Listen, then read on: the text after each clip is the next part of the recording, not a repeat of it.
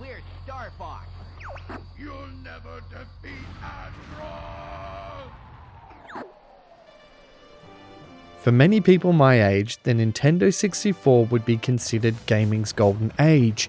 It was the dawn of true 3D gaming with some incredible blockbuster titles like Shadows of the Empire, Mario 64, and of course, the legendary GoldenEye. Thanks to Nintendo Switch Online, we can relive some of these titles with some slight resolution and quality of life improvements, and while not all of our favourite games may be available, there is a great lineup of varied and wonderful games to try.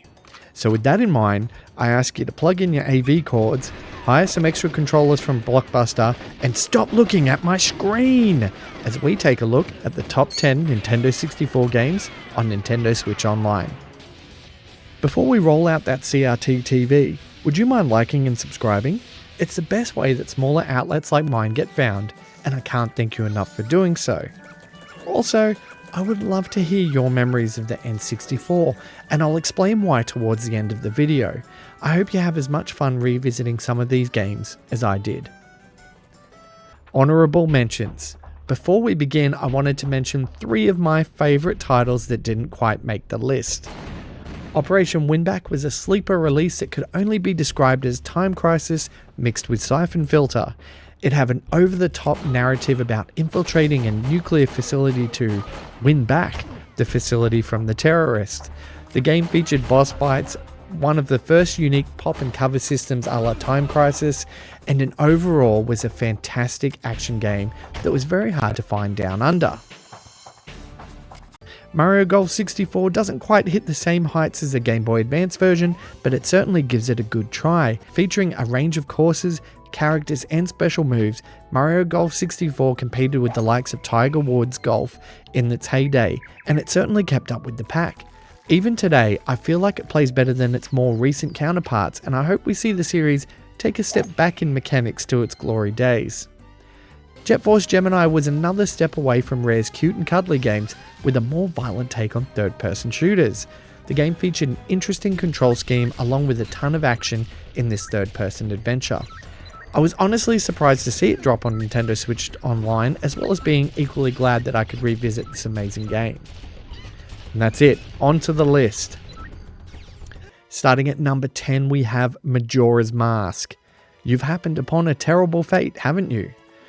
Majora's Mask was an almost jarring departure from Ocarina of Time in a psychedelic adventure across Termina, a land with just 3 days before the end of the world.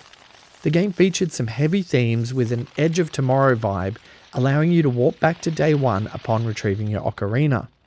Players would also find themselves able to transform into a certain creature by utilizing the mask from the creepy mask salesman, originally in Ocarina of Time.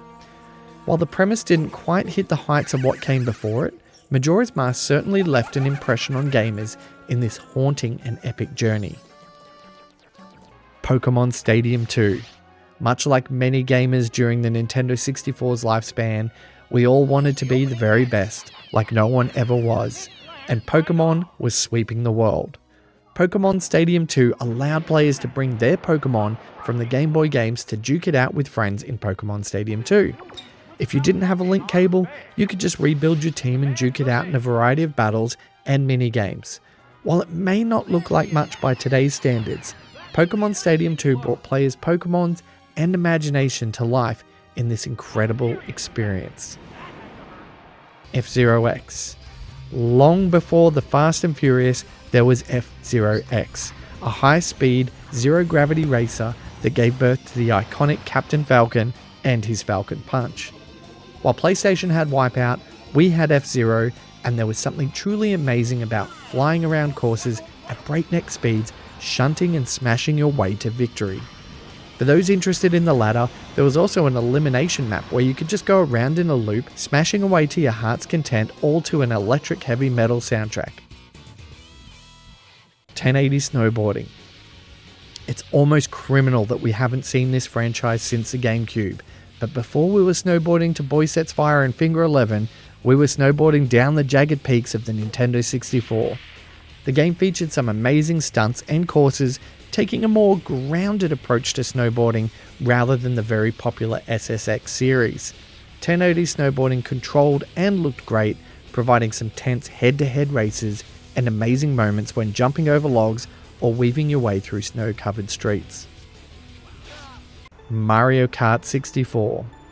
Mario Kart 64 was an incredible sequel to the popular Mario Kart that appeared on the Super Nintendo system, and it helped seal the deal as Nintendo 64 being a multiplayer-focused console.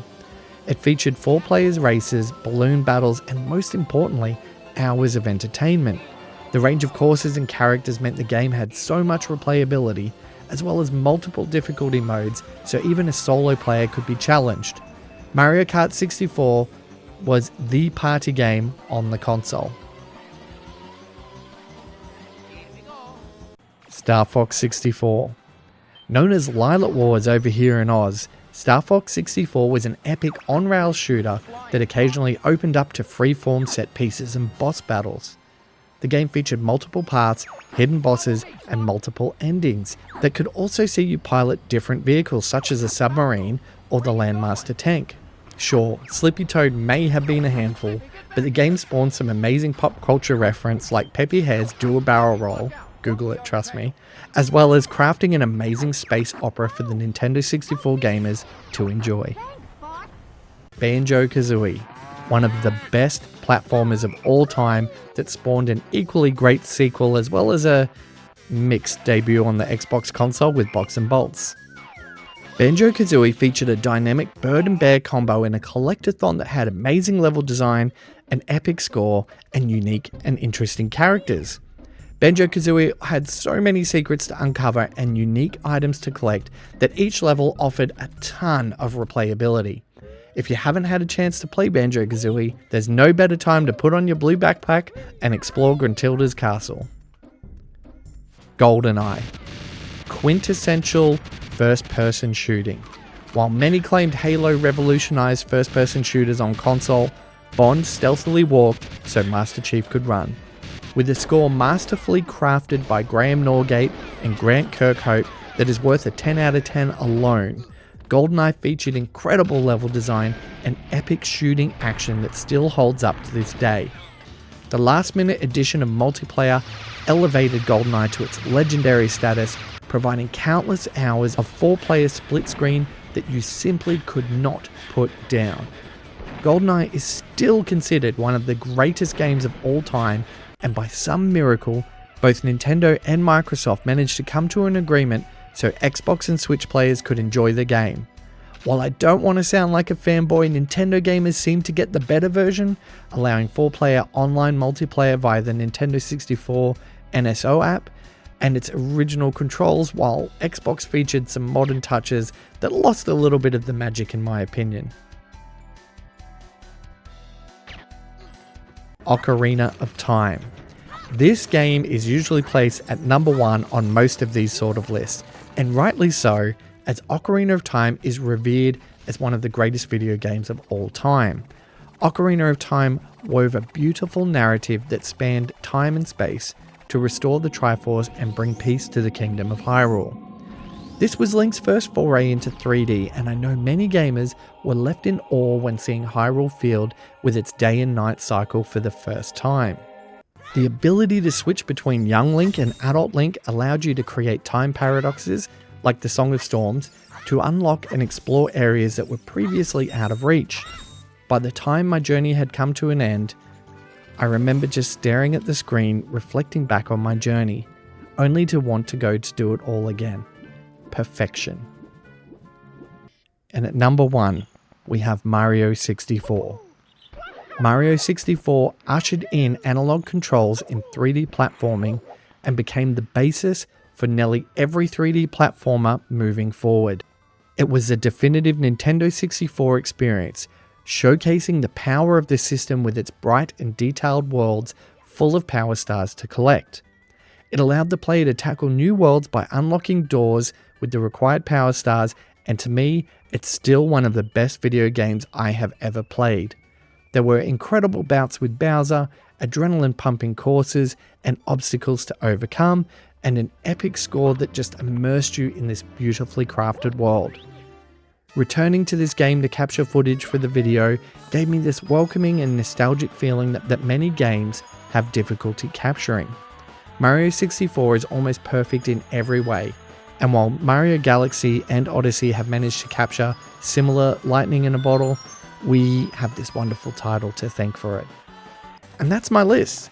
And I just wanted to say that writing this story has been such a delight for me. My memory of many of these games were taken away by my stroke, and I got to replay a lot of these when NSO came out. And talking to my wife and friends about these games really brought me a warm and wonderful feeling. And while these feelings can't be tied to specific memories, I'm so grateful that I get to revisit these games and talk about these memories with the people I care about.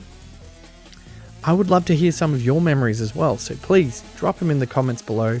Tell me what your favorite N64 game is. Did you stay up all night playing GoldenEye? I want to hear about it. Let's talk about this golden age of gaming. Thanks so much.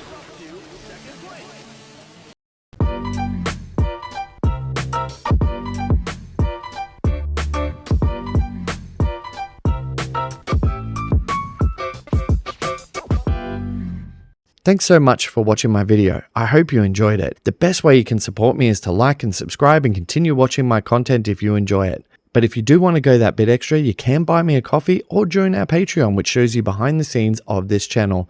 Thanks again.